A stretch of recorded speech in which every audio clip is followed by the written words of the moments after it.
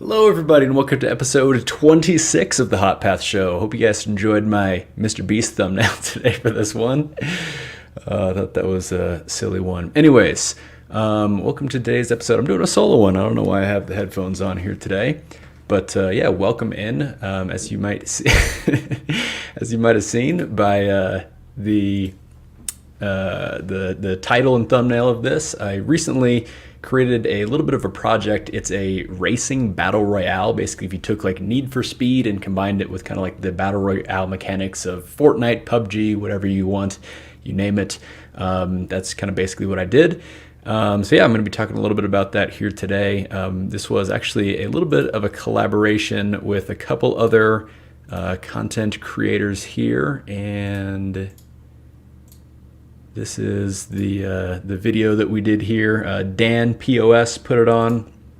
Dan Pause, and I can go ahead and share the video in the chat with you guys if you guys want to watch it. It's a 48-minute video. We actually had a total of 6 different developers who we basically all used the same Cinti art pack to create a game, and this was the Cinti Racer pack, so everything was kind of like car and driving themed.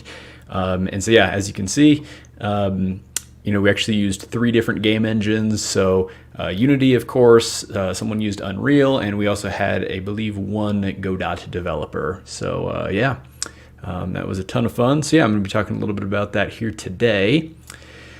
I guess with that, we can move over into a couple miscellaneous announcements that I have here today. So do just want to remind you all that Unity's annual Unite event is happening in Barcelona. It's coming up in the middle of September. And do just want to bring this up because it's now pretty much like your last chance to get the tickets at the discounted rate, because the prices increase by actually quite a bit, I believe, on the 1st of the month. So you have just a couple more days. So this is going to be my last reminder for you guys to get your tickets to Unite if you do want it. Oh, by the way, going to be drinking on some Unity kombucha today. See if we can get that to focus there. Thought it was funny. They had some Unity branded kombucha in the store. So we'll give it a little taste test here. Pretty good, actually. Pretty good. Okay. So yeah, Unite.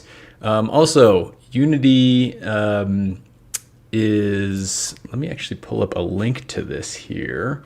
You can probably get to this through their Twitter, but Unity every year puts on like an awards type thing, and so they are now opening up suggestions for all the different awards. And so yeah, there's like different categories of awards for like games, asset store, and community. So you can kind of like nominate different people. So for example, in the community one, there should be a couple of different subcategories here, if anything kind of loads in here. Oh yeah, it has me log in and stuff. But yeah, I think there's one for live streaming, and you know what to do here. So yeah, so that's cool. Just wanted to point that out. Unity Kombucha liquefied code base. Does this give me performance by default by drinking it? Is the real question. By the way, Bonte, shout out. You did an awesome job on stream the other day. Let's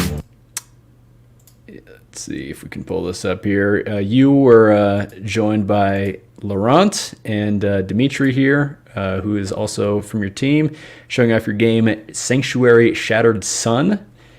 This is it. It's a real-time strategy type game. Really fascinating live stream. There's definitely like a lot of good info in there. Really cool stuff that you guys are doing up there. It's like super impressive how you guys are like kind of building like almost your own engines on top of Unity, and it's like went into a lot of why you were doing that, for allowing different like mod support and all kinds of cool things. And really impressive what you guys are building, and super cool that you're able to be on the stream to showcase your project. So yeah, definitely go check out this stream if you haven't already. So yeah, super cool to see you on there. Let's see, what else do we got going on? Unity Asset Store. Unity Asset Store is hosting a new sale. This is kind of the Dev Days of Summer sale. The idea here is basically each week they pick out a couple creators to pick out a bunch of assets that are going to be on sale.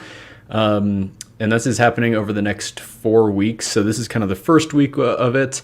And would definitely suggest that you look out for week number 3. I think there's going to be some cool things happening during week number 3. So watch out for that one.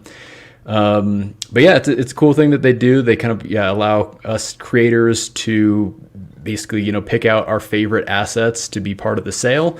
So this is going on for 4 weeks. And then after that, they kind of have like a best of portion of the sale where, all the top assets from that period are going to be available on sale for an additional 2 weeks. So I would definitely recommend checking that out as well. And then do also want to mention that the Cinti Studios, they're some of my favorite low poly assets. They're doing like a 10th birthday sale where they have like a bunch of stuff at 50% off and some stuff up to 70% off, kind of depending on the day. So this actually kind of coincides a little bit with the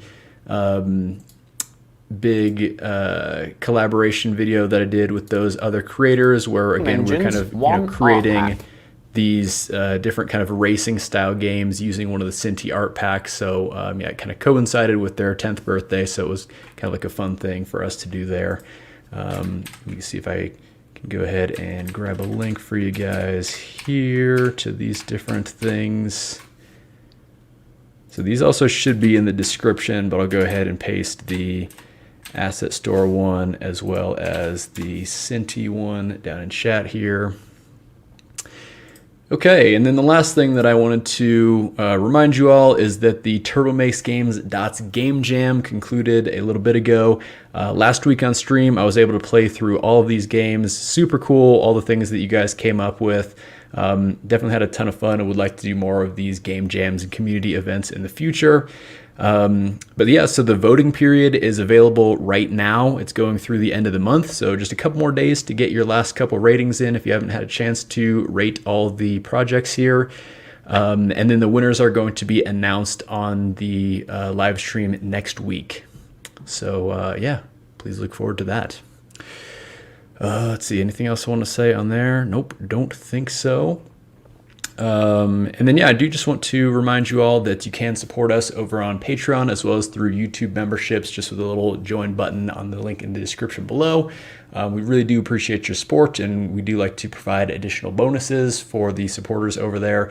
So I just put up a new video this morning where I basically reviewed all the Dots packages, did kind of like a mini review of them. This is a little bit inspired by that forum post by Dreaming Amlatios that Tobias and I took a look at a couple weeks ago on stream, and where he was basically just kind of giving his thoughts on what he liked and disliked about all the different packages. And so I kind of did something similar where I just went through all the Dots packages, talked about the things that I liked about them, things that I don't really like about them, and just kind of like my thoughts on the future of all the different packages, some of the things that I would like to see, some of the things that I'm curious about. So overall, it was definitely a fun video. So again, you can check that out on Patreon as well as through YouTube memberships, and that is available to all supporters at any tier level. And then also I did put up a Q&A poll for those people at the L2 cash support tier and up. So if you do want to ask me any questions, you can do so. Just again, check out the my YouTube channel page on the community tab. There should be a post on there, as well as on Patreon. I put up a post for the supporters at the appropriate level. And then for the behind the scenes episode, I actually ended up doing a little cooking show this time around, and I'll have that posted next week. So I think that should be kind of a fun little thing, cooking with Turbo. Okay, so with that, it is basically just me here today. So let's go in and talk a little bit about the game. I'm going to go ahead and actually let me just change my display scaling settings so everything looks nicely when I share it on the stream here. So I'm just going to go ahead and play through the game first.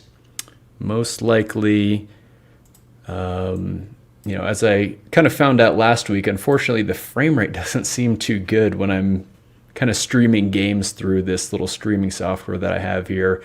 So let's see if I can go ahead and find Racing Royale. So yeah, by the way, I should mention that I did put the code for this stuff all up in GitHub. I kind of made a stripped down version of this. And basically all the code and everything is available. You should be able to fire up the project, and it kind of has some like placeholder assets that are basically just, you know, some different things that I made with Pro Builder in like 2 minutes in place of all the Cinti assets, because of course I can't share those out with people. Ever since I got a new graphics card a couple months ago, every time the first time I go full screen, it just totally blanks out one of my monitors, and it's kind of my main primary monitor. So got to bring everything back up here now.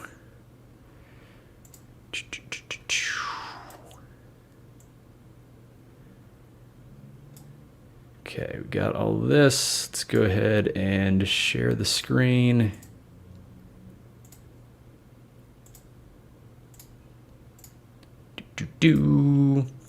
Okay, so here we are. This is Racing Royale. So this is kind of the main menu here. We have Racing Royale, just don't get eliminated. So cool thing with this Cinti pack is it gives you a whole bunch of different vehicles to choose from. So we kind of have this like hatchback.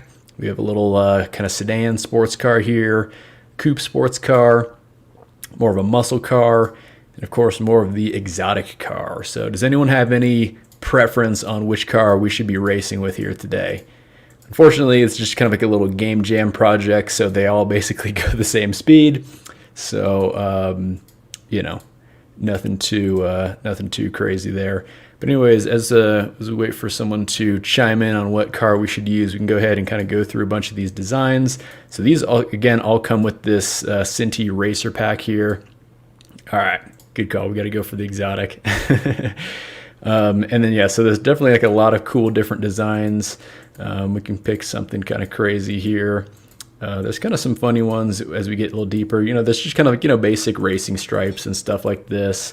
But then we get to yeah, kind of some of the more interesting ones here. Full carbon fiber, some kind of digital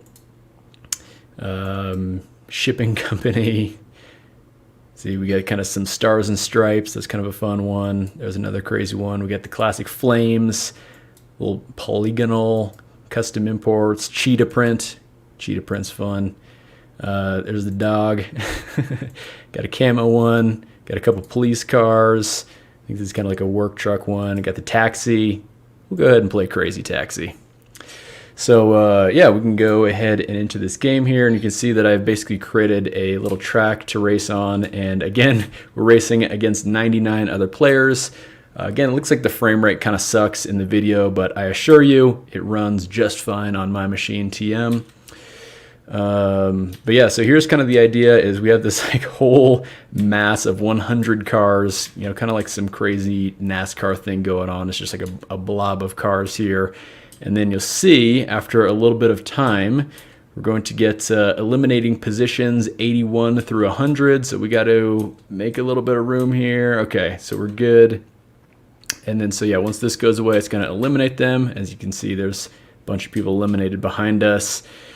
We're kind of stuck in this giant traffic jam here. Usually once we get kind of like the first 2 eliminations, it's pretty easy to win, but the first 2 eliminations can be pretty tricky. The second one is coming up here in just a moment here. Yeah, we got a couple cars flying. I'll show you why that happens when we get to the kind of code portion. Okay, so I'm at like mid 50s, so I should be pretty good. Yeah, because it's going to be eliminating basically 80 through 60 here. And then we'll see if we can actually just kind of get out of this pack, cut this corner a little bit here. There we go. And you get, yeah, see that, you know, there was kind of a mass blob of cars behind, but now they're all gone. It's kind of fun. Like, again, this is just like something that I made in, I don't even know how long, but I didn't spend a whole ton of time on it. But like, you know, when I finally got to the point where I could test it with 100 cars, it's actually like kind of like an interesting game design type challenge, like being able to, you know, create this track that has this like mass of 100 cars that you kind of have to like navigate around, because you can't really like move through the cars too much. But yeah, and then we also have a little shortcut here. We'll see if we can get to it. We missed it, but yeah, you can go kind of up over the bridge here, and then it allows you to kind of take this corner a little bit tighter here. As you can see, it's kind of split off. But yeah, either way, we should be in pretty good shape. It's gonna probably eliminate another one in just a minute here. It usually takes about 3 laps to win the game, so I probably won't go ahead and play through the whole thing here. But let's see. I see Chad says, on the car selection, I saw the car rendering over the UI. Are you rendering it to a texture or world space UI? So here, I can just actually go back to the menu real quick. Let me see if we end up getting eliminated here. Is it going to eliminate us in just a second here? By the way, and actually, if you watch the video on Dan's channel, the big whole collaboration video, you can see kind of the winning game over screen. It has a little Fast and Furious reference in there for you.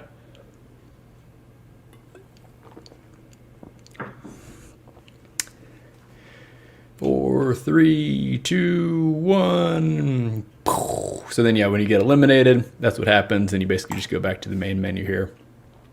So yeah, the way this works is this is just all kind of like regular Unity UI, but it's not world space UI. There's like another setting that we can go into when we get into the code here. But and then yeah, I just kind of have like, you know, the car here, and then of course I'm just swapping out the prefabs, and then of course swapping out the different materials on them here. So yeah, anyways, that's kind of a little overview of the game itself.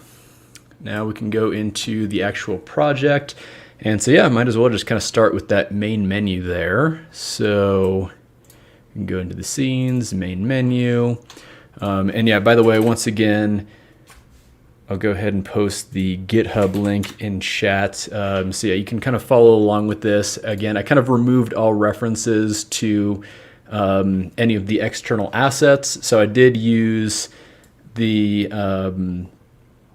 Cinti Studios Racer Pack, again, for all kind of the art in there. So I basically removed all that stuff. And then I also used the A-line asset for a bunch of debugging stuff. And what I did is I kind of included that stuff, but you'll see in the assets folder, I have this optional packages. And then you see there's this like debug visual system requires A-line. So if you download A-line into your project and then you just extract this project, you'll see, or extract that package, it'll give you 2 extra systems with some debug visualization stuff. So if you do own E-line or A-line, you can import that stuff into your project. Yeah, it would be kind of cool to use ML agents and dots, I think. But yeah, I think I showed on an episode a couple weeks back about kind of how I have all the AI set up.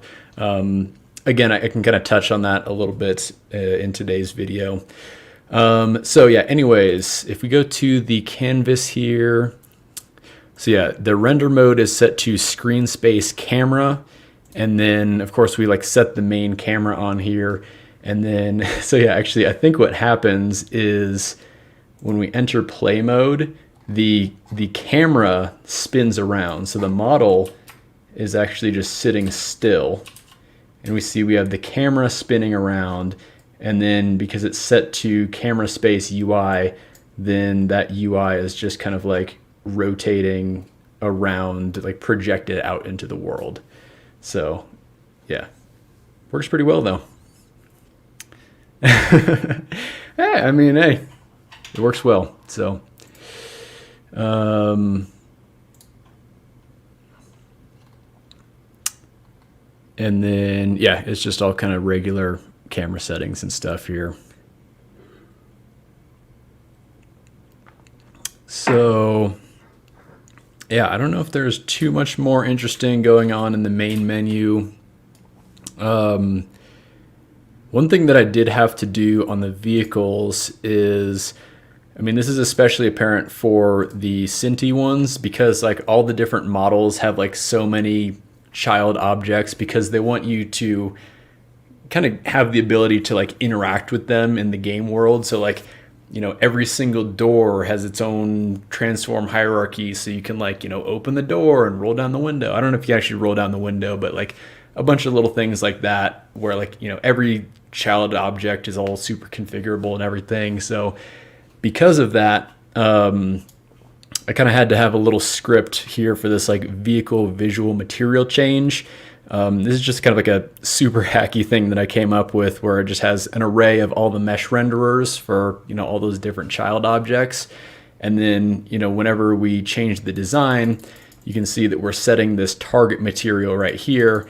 And then when I do that, it sets that material on all those child mesh renderers. So works fine. You know, just kind of a simple, quick little hacky thing for this jam. So works well. Okay, so yeah, we can get into kind of the actual main scene here. All right, here's the Fast and Furious reference for you. This is what happens when you win. It says Family Royale instead of Victory Royale, and we got a couple Dom Toretto picks here. Although I was thinking back and forth, should I have it say Family Royale or Winner Winner Family Dinner? I kind of like Winner Winner Family Dinner, but I ended up going with Family Royale. So this is what I got here. This is just kind of like the little test scene. This is just kind of like the little test scene that I have set up. You know, I had some actual Cinti cones, but made some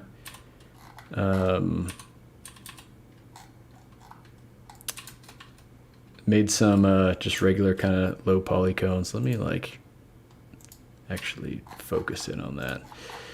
Okay. So yeah, basically the way that this scene is set up, you'll see that there's like a couple kind of main elements. Of course, we just kind of have like the main playing field, which is just like a couple planes surrounded by some stretched out cubes for kind of like the borders, so you can't really like fall off of the map or anything. We have this big thing here, which is kind of like the start and finish line. And this basically has a trigger going across the whole thing. So of course you can, you know, tell when you, you know, cross that, you know, point to actually make it count for a lap. However, we don't want people just kind of, you know, doing the cheat thing where you just kind of like, you know, run around the corner a bunch of times to keep your laps going up and up. So I also have these kind of checkpoints set up. So in the actual game, they're actually like little checkpoint assets that come with the Cinti pack. But again, this is also just kind of a regular trigger here. And then these all have like an index associated with them. And then so the game basically knows, you know, what index it's on. And then as it passes through the index of the next one, then it can kind of like increment that. So you kind of have to like pass through all these checkpoints in order. And then you can go through the start finish line to actually complete a lap. So you see that there's one here and then there's one more here. So in this little sample scene, all you actually need to do is kind of go through just these two checkpoints here. So there is this first one here, and then make sure we don't actually get eliminated, which actually we might get eliminated. Yikes. Come on, come on, come on, come on, come on. Oh, that was close, almost at it. But yeah, so you can kind of go through that first checkpoint and then that second checkpoint, and then you can basically just go and complete the lap right there. But but yeah, that's fine there. And then, but yeah, of course, we could add like another checkpoint here for, to make sure people go through that and kind of come around this way on the lap. But yeah, that's kind of like the basics of what is going on here. Just kind of like high level overview. So we can talk a little bit about the implementation details of some of these different things, some of the things that I found cool and interesting with this all. I don't think I actually have this project open. We'll see. Oh, looks like I do. Okay, so let's see here. I suppose we can kind of go through and talk a little bit about the checkpoint system a little bit, just because I was kind of mentioning that here. So I don't know if this is necessarily the cleanest way to go about doing things, but ends up working well. So actually, I suppose I should go to, is it on the vehicle stuff? Vehicle authoring. Yeah, so we have a lap counter here. So we have a public integer for the last checkpoint index, public integer for the lap number, and we have a Boolean for new lap. So actually, I probably should go into the start line here. So yeah, basically what we have is start line initialization system. So yeah, the start line initialization system, the start line kind of has its own index associated with it. And then we kind of set that based off of how many checkpoints are in their world here. And then, yeah, that just kind of sets that there. So that's cool. And then, so the actual checkpoint stuff. So again, yeah, each checkpoint has its own index value. This stuff I manually have to set through the editor. I just kind of, set the index on it, and obviously it's easy to do when there's only, maybe 3 or 4 checkpoints max. But you do just need to make sure that they're in order, starting with 0, 1, 2, 3, and so on. So yeah, for the actual checkpoint system, basically, yeah, we have a checkpoint trigger job. And so this basically happens when anything crosses into the bounds of that trigger associated with the checkpoint.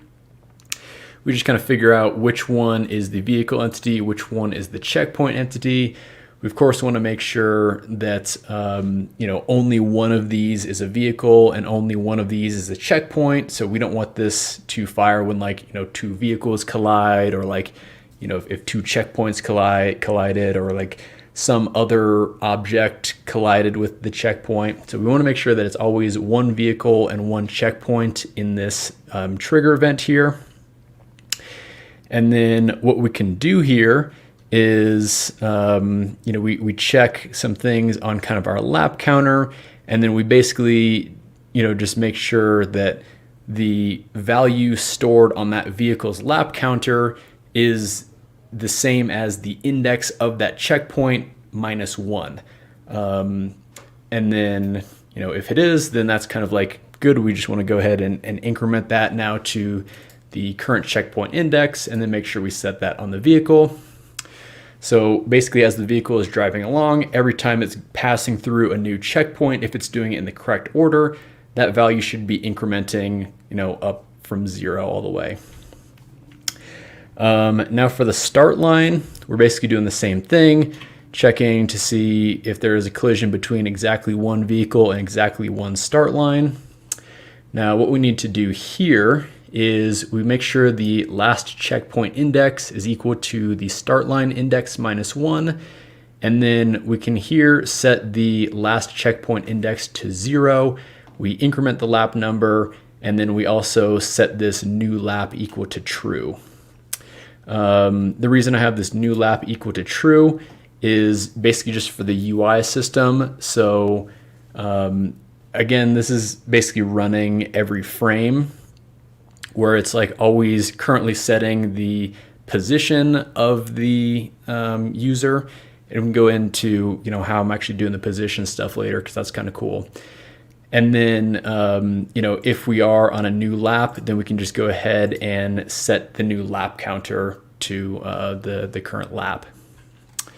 But yeah, I mean, pretty basic stuff here. Again, just kind of, you know, checking some simple indexes and making sure, you know, that people are following the track in the proper order and everything like that.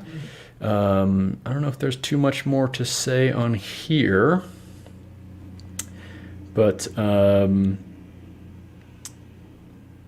yeah, so yeah, we can go into kind of the position counting stuff, because there's definitely some interesting things and some weird tricks that I ended up doing on there. So kind of the way that I have this all set up is, and actually I can go ahead and give you a little bit of a visual of this, so we can actually do this a little bit in real time here. So I'm going to go ahead and actually, do I have the other project open? That'll be easier. So yeah, here is kind of the main project. Go ahead and do this. And make sure that I can actually view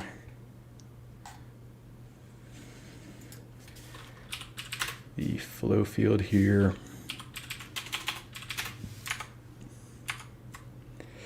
Let's load up the testing scene here. Actually, I don't even know if this is set up to work how I want it, but we'll see.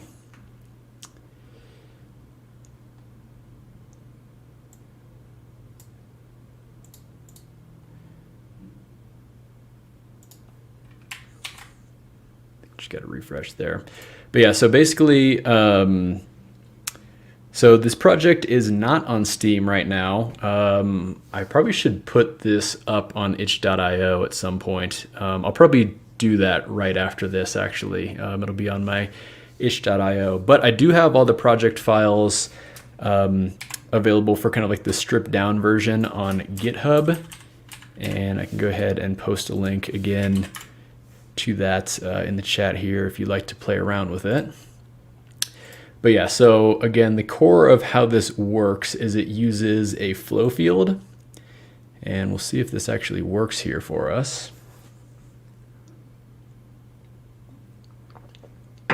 Here we go.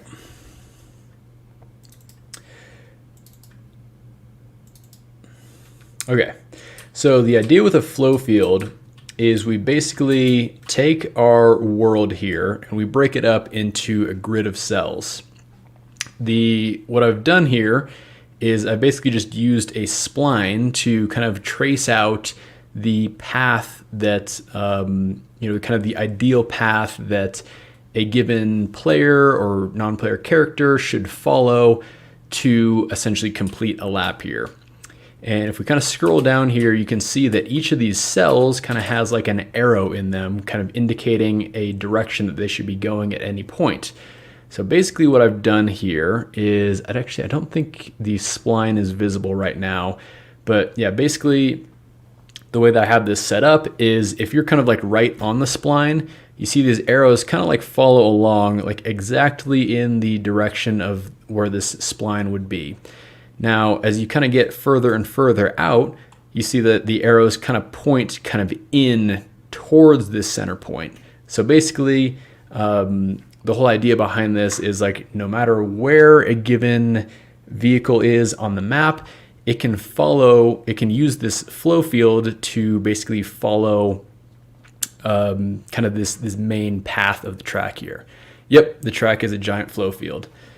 So yeah, so basically, yeah, the further away from that kind of like main spline, which is kind of like the ideal path that a character should be following, like if you're right on it, you're going to be going basically driving with it. If you get bumped off of it, or you drift too much and you slide kind of off that path, then the flow field kind of instructs you to get back kind of towards that main path. And then as you get closer and closer, then the direction starts kind of following along with that flow field. So that's kind of like the main idea of how this all works.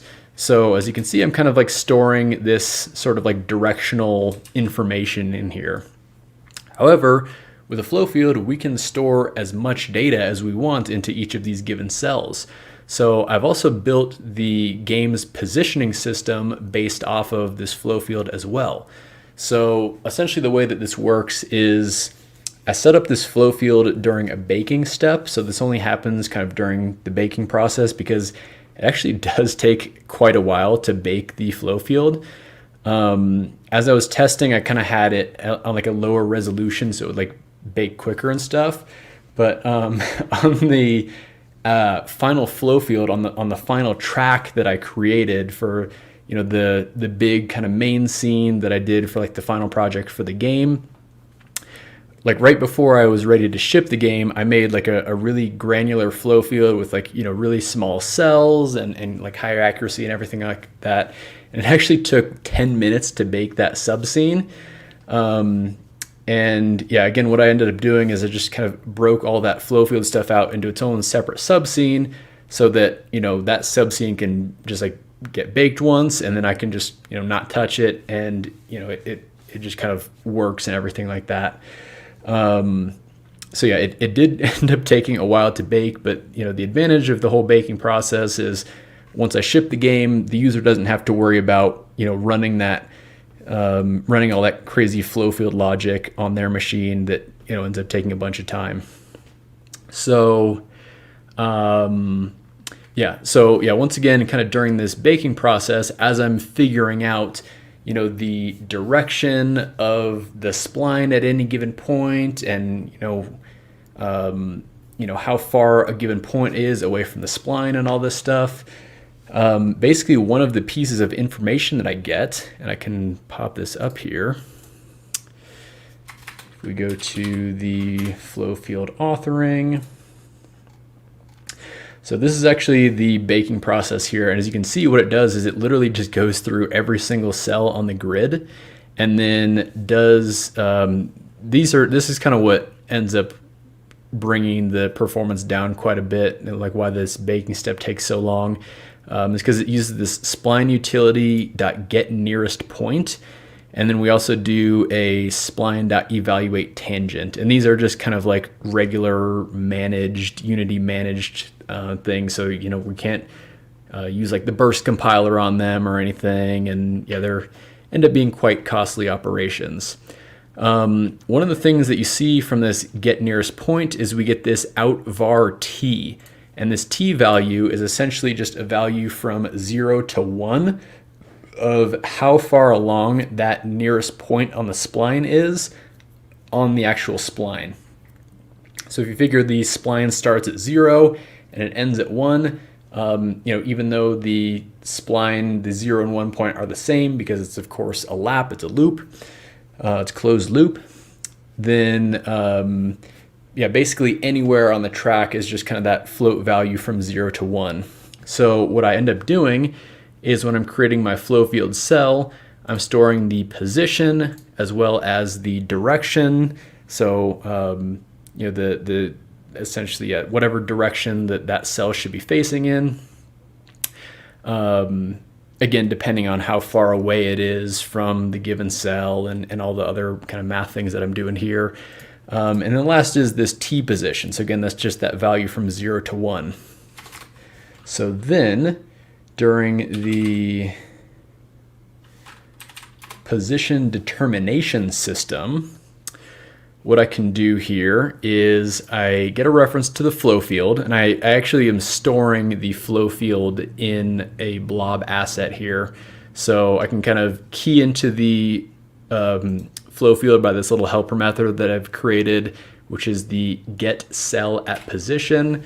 You can kind of see what this does here is it basically, you know, takes that float through position, figures out, you know, what coordinates it would be, and then returns the cell at that specific coordinates. And I'm kind of using a custom indexer. I'm kind of going through this stuff a little fast, but it's just kind of, I have other I think places on the channel where I've explained some of these things before. So, but yeah, it uses kind of this custom indexer to kind of key into this one-dimensional array of cells to essentially just return the cell that we're looking for. So once we have our cell, that a given entity is on, what we can do here is, oh yeah, so I showed this on a previous week, and so this is kind of a funny thing that I end up doing. So I basically have this list of, it's essentially of all the vehicles. So as I'm kind of like iterating through, I'm inserting these new vehicles one at a time in kind of a sorted order. So I'm essentially walking through this list and comparing that T value that a given vehicle is over. So essentially what this means is the higher the T value, that means the further along the lap the given racer is going to be, right? So what I'm doing here is I'm kind of like iterating through, comparing all these T values and putting them in order where I guess this would be the highest number should be essentially the first in the list. The highest T value. So basically the one who's furthest along, who's made the most progress and basically is in the lead. Also, we have to do some things like comparing the lap number, because of course, you know, if you're in first place and then you cross the finish line first, well, now you're going to be at like a very low position along the spline, even though you're ahead of everybody else. So we kind of have to take into account the lap number as well as that T position to determine, you know, who is kind of furthest along. So I basically just make this whole list kind of in order. And then what I end up doing here after that is I just kind of go through the list one by one, and then I end up setting the race position equal to the index plus 1. So of course, if you're going to be, you know, at 0 index, that means that you're furthest along in the track. So that means you're in first place, right? So that's kind of your race position. And so what I showed on the show a couple weeks ago is this mildly cursed thing that I ended up doing, which actually works, you know, pretty well. So you see this list that I have. It's a native list of this race position helper. If we go to this race position helper, you'll see this is where we keep the T position and the lap number to determine, you know, again, which vehicle is furthest along. And then I'm also storing, so our race position, that's, you know, the actual data component of the position that we're writing to say, hey, you know, this guy is in first place, this guy is in 18th place, right? So I'm storing a type of ref RW of type race position.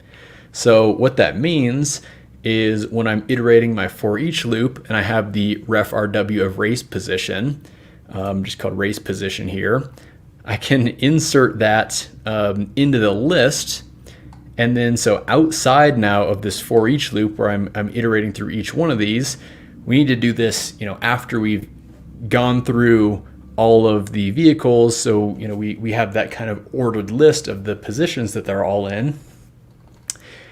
After that, we can actually apply the race position to them. So again, I'm storing this ref RW, and then here I can use the fact that I have a ref RW stored to actually write to that component right here. So it's kind of a weird thing, but I hope that kind of makes sense what I'm doing. Again, I'm storing the ref RW of race position, which is, you know, gives me the ability to write to a data component without having to like use like an entity command buffer .set component or entity manager .set components. I have the ref RW here. Now, the other week when I showed this off, Danny was basically saying that, yeah, this is like a perfectly valid thing that you can do. However, just be aware that any structural change is going to break any references to that ref RW. Now, luckily, I'm not having any need to do any structural changes in between when I'm saving that reference and when I'm actually writing to it. So it ends up working pretty well. So anyways, I thought that was kind of An interesting piece of this is kind of like a clever thing that I could do to kind of tag off of the fact that I have a flow field, and kind of during this baking process, it already gives me this T value from 0 to 1 of, how far along the spline we are. And then I can essentially use that to determine the positioning that every entity is in. And then of course that is really important to this type of game because it is a battle royale style game. And the way that I've kind of chose to implement these mechanics is by saying, the last, 20 positions or whatever end up getting eliminated after, a minute and a half. And then, also, this is one of those things where as I was kind of like typing the system out, I'm like, I wonder if I can store this ref.rw in a struct and actually kind of use it outside of this for each loop. And it turns out I can, and it works, and Danny approved of it. So, I think it's good to go. And then, I guess we have the vehicle elimination system here. And, this is basically just kind of like, a couple of different timers going on. I have, timers for each of the kind of different things defined in the editor here. So if we go back to the editor, in the entity scene, I have this game controller, and then, so what I have here is kind of like the maximum number of positions, and then we have the begin next elimination timeout, and then the actual elimination timeout. So what this means is, we start at a total of 10 racers in this kind of stripped down version. We'll have that for 10 seconds. After 10 seconds, then the timer appears on the screen where it will count down from 10, 9, 8 down to 0. Once it hits 0, then we basically go to this next portion where we have a maximum of 5 positions. So it actually eliminates 10 through 5 right here. And then, same thing, we just kind of go down the line until there's only one racer left.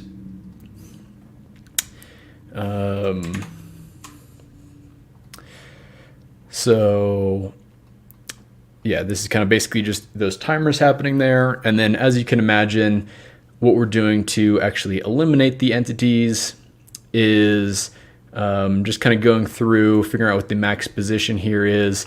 If the race position is greater than that max position, then we just add that destroy entity tag on there.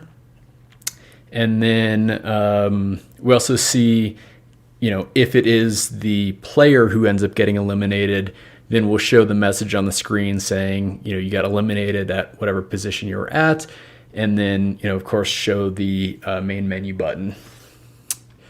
This is where basically if you win, then it shows Family Royale at the end, shows the DOM images, and of course the menu button as well. And then, other than that, then it just kind of resets the elimination timers if the game is continuing on. And we play back our entity command buffer operations. And then, of course, the destroy entity tag doesn't do anything by itself. We, of course, just have a little system here for it that just destroys the entity here. Pretty simple stuff there. I suppose another really important piece of this is the vehicle controller. Actually for this, it probably would be best if I bring the A-line stuff in here because I do have some visualization here. So I'm looking for the package manager. And we'll go ahead and get A-line installed here. So what I did is it asks me to upgrade the packages. I just say skip here for this specific one, just because I don't want to break anything in my project, and all the A-line stuff that I needed works fine with the other dependencies that I have as far as like the burst version and everything goes. So basically the way that I have chosen to do the vehicle controller is I just did a very simple, quick and dirty vehicle controller. So I did the classic giant rolling ball technique, where the vehicle controller is literally just a giant rolling ball. So yeah, we can go here and then extract these packages for the debug systems and import those. And then it'll just recompile. So now when we enter play mode, you see here are all the vehicles here. And so yeah, they are literally just giant rolling balls. As you can see, there's kind of like a red line going out front, and that's kind of the facing direction of the vehicle. And then so when I say turn it over to the right here and I press forward, then it's going to roll me forward and then eliminate me because I'm slow. But that's basically what is going on here. We kind of have these big spheres here, and then we can kind of roll around, and it's basically going to push in the direction of travel of whichever way that I'm currently facing. And then yeah, so the AI vehicles are doing the exact same thing, and they actually run the exact same logic that our player is. So I did some cool things to accomplish that as well, which I can show y'all here. So pop open the code editor again. So here we'll actually go to, so as you can see, we do have this vehicle input, which is a float 2 of movement. Basically, the X direction is going to be left and right movement input, and then the Y is going to be forward and back, essentially up and down movement. So essentially, you know, if Y is equal to 1, that means the vehicle should be accelerating directly forward. You know, if X is equal to 1, then it should be moving the vehicle to the right. So what I am doing here, so there is a get vehicle input system. What is going on here is we actually are doing getting 2 different types of input. So one is, of course, getting input from the player's input actions, which of course is pretty straightforward. We're just, I have a you know, input actions asset set up for this, where you can use, you know, the WASD or arrow keys to essentially apply input. And then all this is literally doing is it's just reading from the input actions. It's getting that vector 2, again, based off of the WASD or arrow key movement. And then we're applying that to any vehicle input with the player controlled tag. So of course, in this game, I know there's only going to be one player controlled vehicle. So this is, you know, a completely acceptable way to do this here. But yeah, we're just directly setting that movement. Now, for the AI entities, it gets a little bit more interesting because, again, we have to take into account the flow field. So essentially what we do here is we loop over all of our AI vehicles. We use the transform.position to figure out what cell it's on. Once we have the cell that it's on, we can get the cell.direction, so whichever, you know, direction the cell is pointing. And then from that, we can kind of determine our steering by doing a quaternion.angle axis. So the axis we're going to be rotating around is the up angle. And then we can take the vehicle's current steering, the math.radians of it. We kind of get our steering here. And then we do a math.rotate of steer and math.forward to essentially get our steering direction.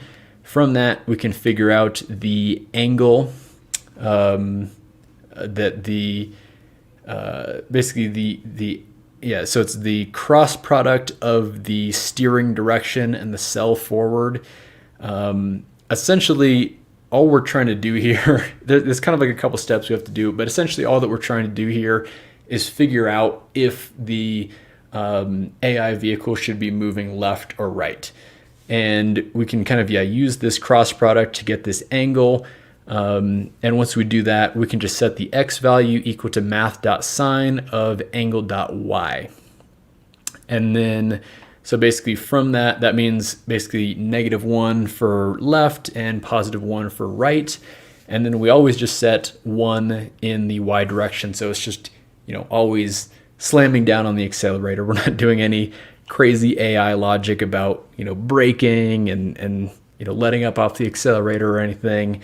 So it's basically just, always making the correct steering direction decisions, as well as basically just constantly telling it to go straight forward.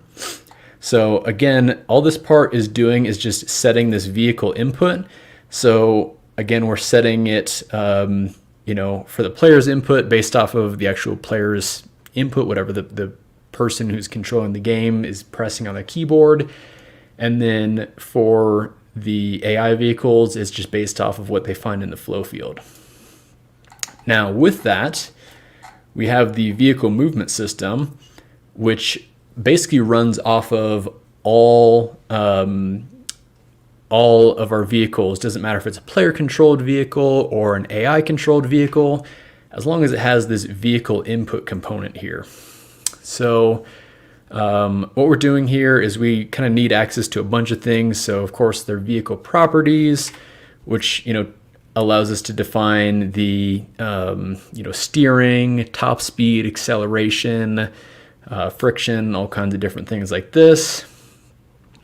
We do need to write to this because as we're steering it, we need to kind of increase or decrease that steering value. And then we also have ref RW to the physics velocity, so we can actually apply some physics forces to this. Now I should mention that actually as we're kind of going through this here, when I say a vehicle, the vehicle is literally just the rolling sphere portion. The actual car model, that's something completely separate, and that's something that we'll actually be getting to later. It's a completely separate entity. It's not even part of the transform hierarchy of the main vehicle. It is completely separate. So the vehicle is literally just that kind of giant rolling sphere. And then, we kind of use this Kerr steering value here as part of our vehicle properties to essentially, figure out what angle that we're facing. Because of course, as a sphere is rolling around, we can't use anything based off of the sphere's rotation to figure out what direction it should be facing.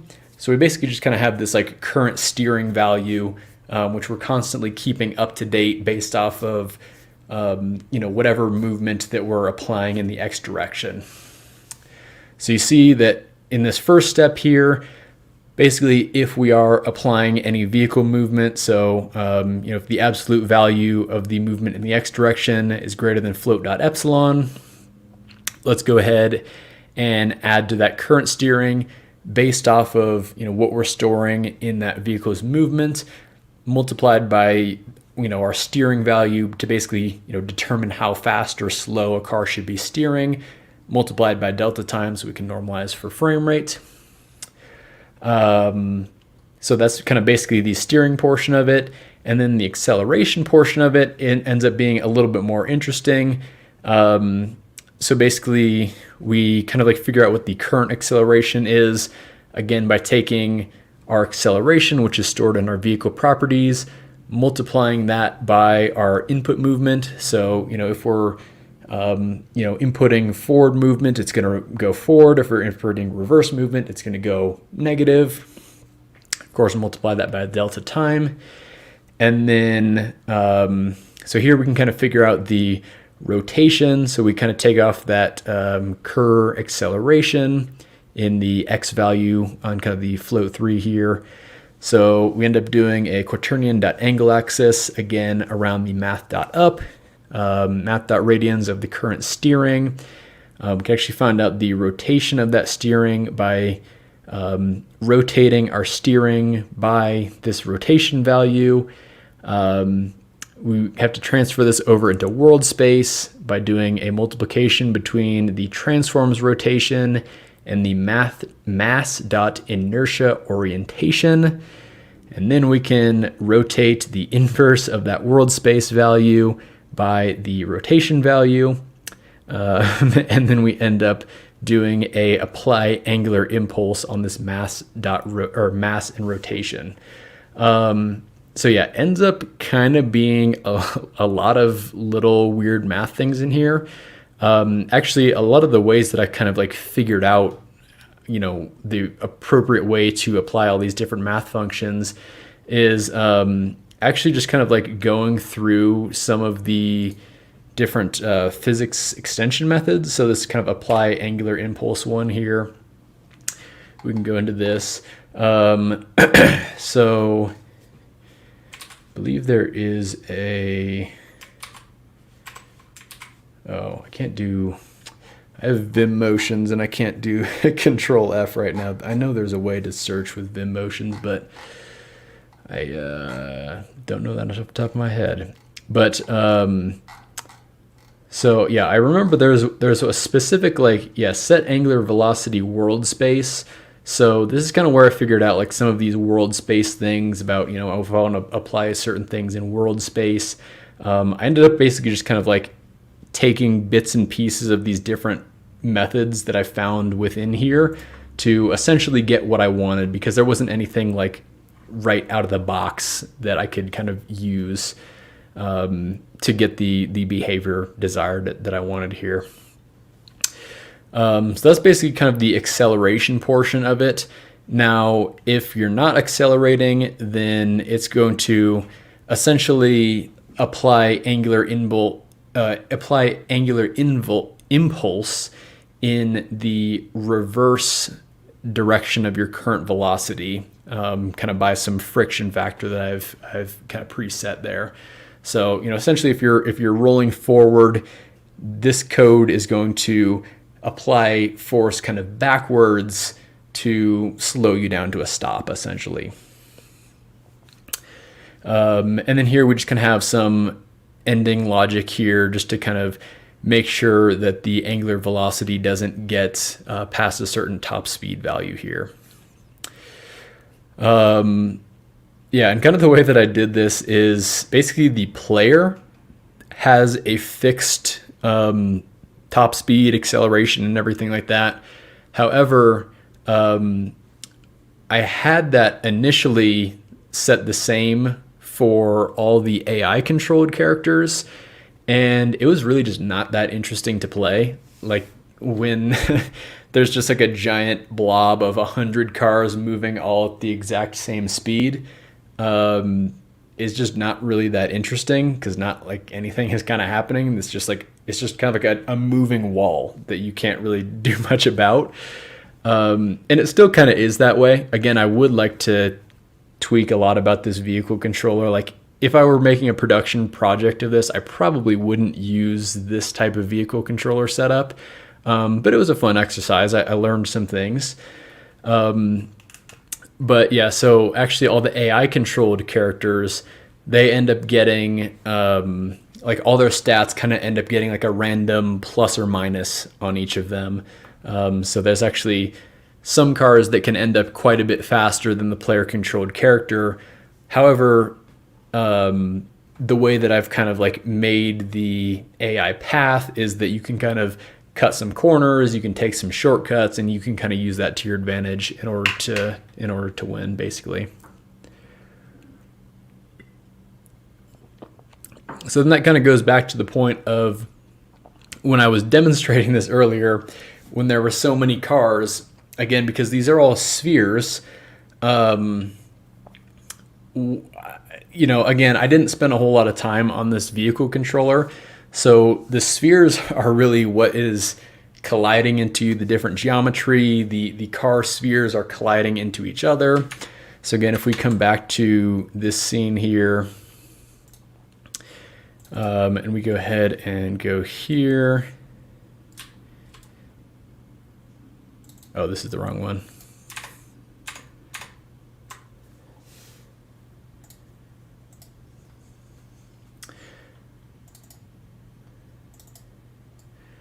So yeah, you see this, it's not the vehicle renderers, it's the spheres that are really colliding with each other. Those are the ones kind of bouncing off of the different cones. And then so kind of what ends up happening is, when we have 100 cars and they all get bunched up, the one in the middle sometimes pops up to the top, and then we have kind of like a floating car for a little bit. So it's kind of a funny effect, but it like totally makes sense if you know what's happening. You know, just because of my kind of janky sphere vehicle controller that, you know, again, works well for a prototype, but for a bigger game project, probably not the best, most appropriate for this type game, I should say. So then, yeah, the vehicle render system. So yeah, basically what we're doing here is, so am I using cleanup components here? Yeah, so the vehicle visuals is an iCleanup component data. Okay, and yeah, so the actual vehicle itself is a game object.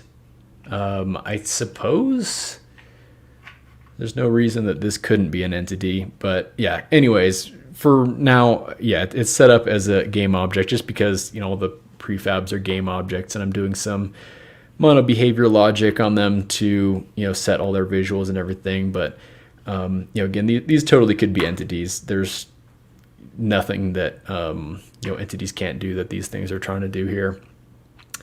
So yeah, basically we kind of like initialize the vehicle components. So basically saying, yeah, what we're doing here is we just check to see if it is the player controlled vehicle. If it is, I have this visual vehicle controller here. So this is set to don't destroy on load. So this is kind of like within the main menu scene. We'll set the player vehicle based off of the vehicle index and the material index. And then I kind of like, I say, you know, convert to hash. So I kind of have this like dumb little hashing function where I take our vehicle index, multiply it by 100, and then add in the material index. So yeah, it's just kind of stored as like one index there. So yeah, the player vehicle has an index, and then we also have a hash set of integer for the existing vehicles. The reason that I have a hash set here is so what I do is when I do this get next AI vehicle, it kind of checks to make sure that an existing vehicle with that vehicle index as well as material index doesn't already exist. So we don't have like duplicates of the same, you know, car and material combinations over and over again. So it truly is, you know, supposing you have enough vehicle models and material counts to give you, you know, a bunch of random ones, then, you know, no two vehicles should be the exact same as far as the model and material go.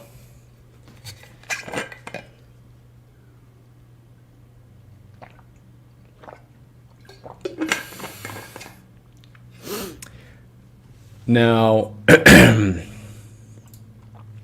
so yeah, basically, yeah, it kind of initially, when we initialize these, we're setting the ones that we set for our player vehicle. Again, we set those in the main menu.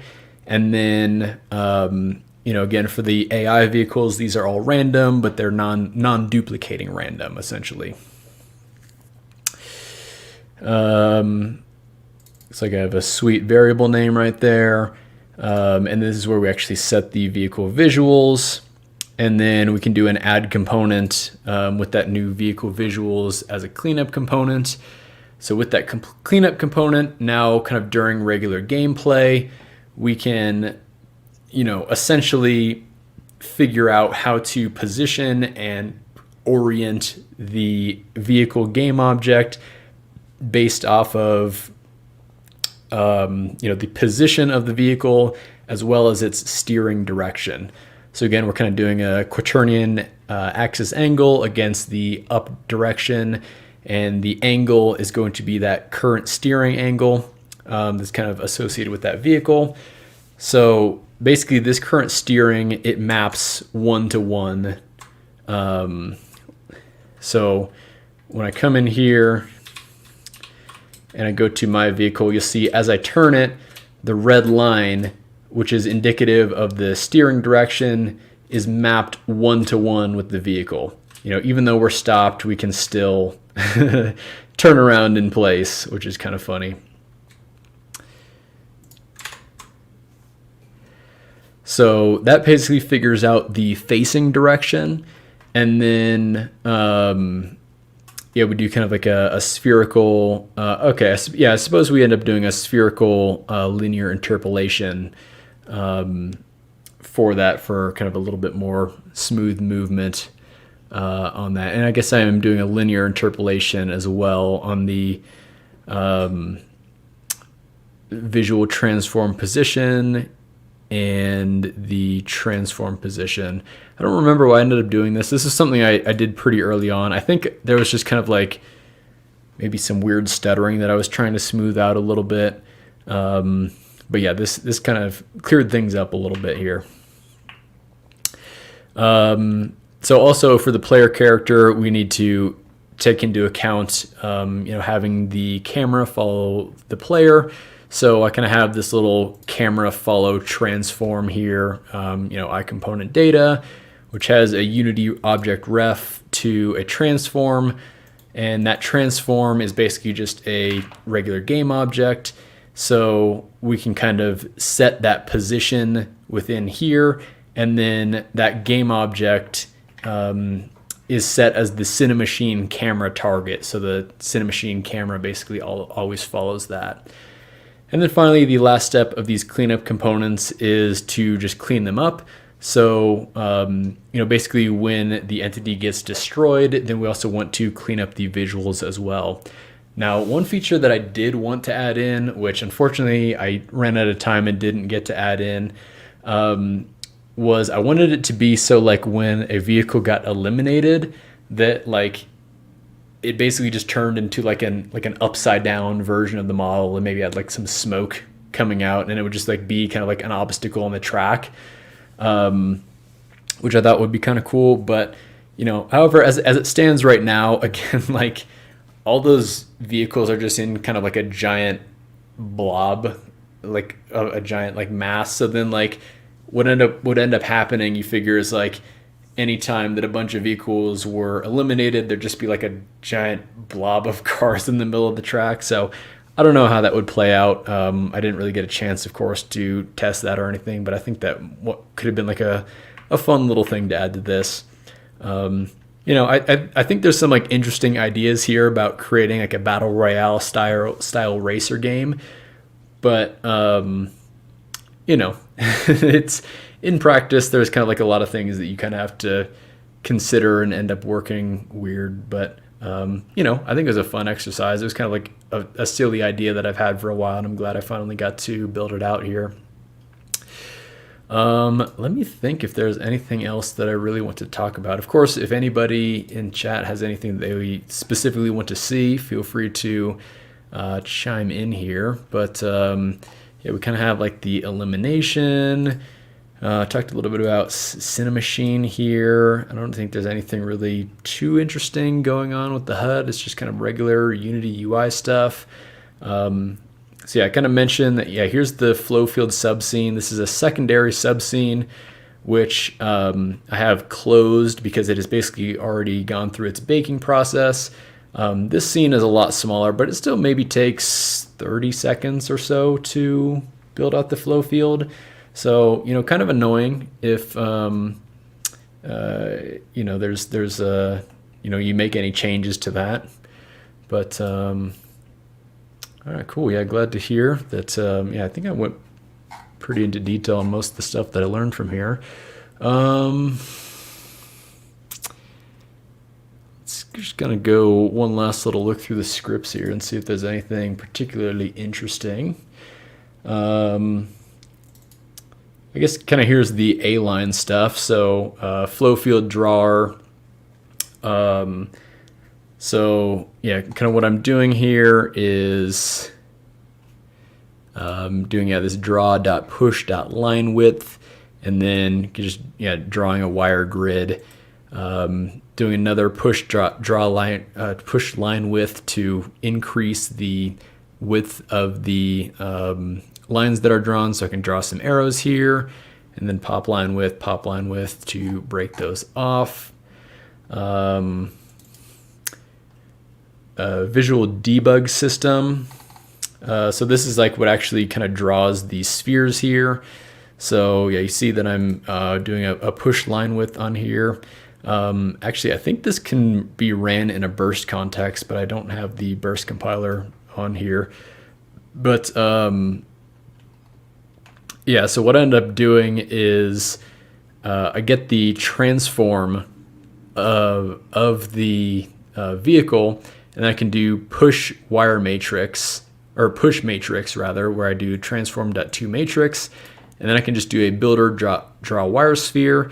I actually draw it at float 3.0 because we push the matrix onto the stack here, and then it essentially would draw the sphere with the position and orientation of this transform that we pushed on, and then we have the radius of 2.5, which is basically the radius that I've set for these different spheres here. Then we can pop off that matrix, and we just do that for all the vehicles. So, yeah, I mean, that's pretty much everything. So again, it's pretty simple project, but there's kind of some interesting things in here, some interesting problems I had to solve, some interesting things that I had to consider. So thought that was pretty neat. So anyways, with that, we can kind of go ahead and start to close things out on the show. I know it's a little bit of a shorter episode here today, but again, it's just me hanging out. Again, next week, we're going to be having the reveal of the winners for the TurboMix Games Dots Game Jam 1. So that'll be very exciting here. Yeah, let's go ahead and get into the kind of dynamic allocation portion of the show where we share some cool things with the community. So let me try and get this link to open.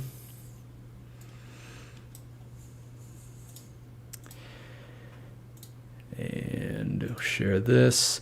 So this is somebody that I recently came across on the Twitter X platform. This guy, Lucas Martinic. I will go ahead and post his Twitter X into here. If you're interested in VR and AR stuff, this guy has a really cool basically kind of channel. He does a lot of kind of interesting things with VR and AR. Let me see. Yeah, this one was pretty cool here. He made like a tabletop skate park. So of course that that little skateboard, it doesn't actually exist. He's just kind of like created that, and it's using hand tracking to track his fingers. And then on his desk, he like built this kind of like infinitely scrolling little tabletop skate park that you can kind of like play around with. You just like hit a little kickflip there. And so yeah, he's posting a bunch of these like really interesting things from time to time. There's kind of some lighting stuff that he was doing here. Yeah. The soccer one was a little bit up here.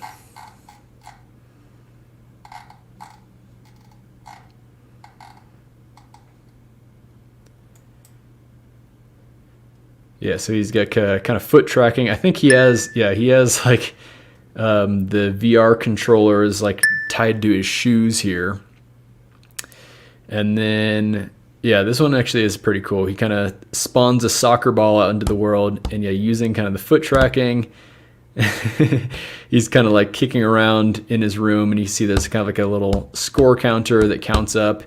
And then there actually is a cool little thing that happens in just a moment here. So he gets a nice little streak going, kicks through the wall, and oh no, breaks through the wall.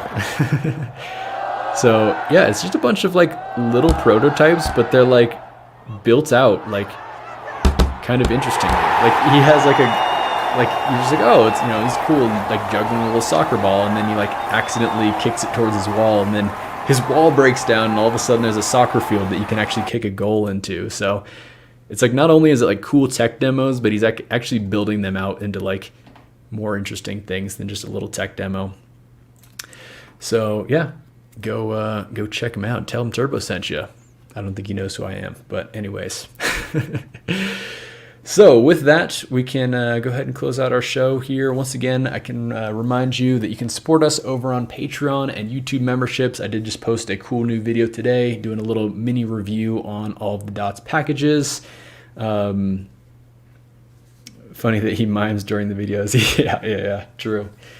But yeah, so that was a fun video that I put up just today. And yeah, I just real quickly want to thank our Patreon supporters at the CPU register tier, which is the highest tier we have. So thank you very much to Equal for your support. We really do appreciate it over there. And yeah, with that, I think we're going to wrap up this video. Hope you all enjoyed it. Kind of a deep dive into this fun little project that I had the opportunity to work on and participate in. Once again, let me pull up that link for the video of, I have so many like YouTube. Here we go. And yeah, check out what the other creators made. I think a lot of really cool other games. I didn't really have a chance to put in any like sound or anything like that, but most of the other developers did have kind of like sound and made some really good polished games. So a lot of really cool stuff in there. So would recommend checking that out as well. So anyways, with that, hope you all have a fantastic weekend ahead, and we'll see you next week where we'll be announcing the winners for the Turbo Makes Games Dots Game Jam #1. Take care, everybody.